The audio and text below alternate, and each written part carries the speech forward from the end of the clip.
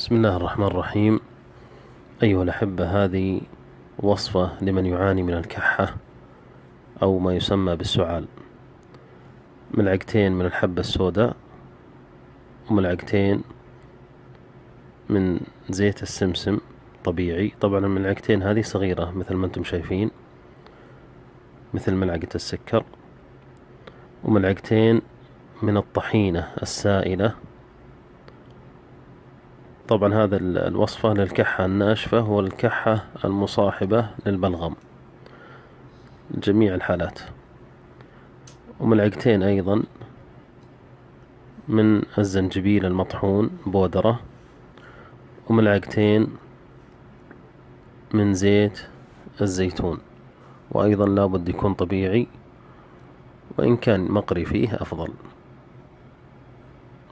تحرك مع بعض مثل ما انتم شايفين، تحرك جيدا، ويؤخذ ملعقة صغيرة قبل النوم وملعقة صغيرة على الريق، يعني مرتين باليوم، مرة قبل النوم ومرة على الريق. بإذن الله تتبين النتيجة من أول يوم، تحفظ في الثلاجة للوقت الآخر. أسأل الله لنا ولكم الشفاء.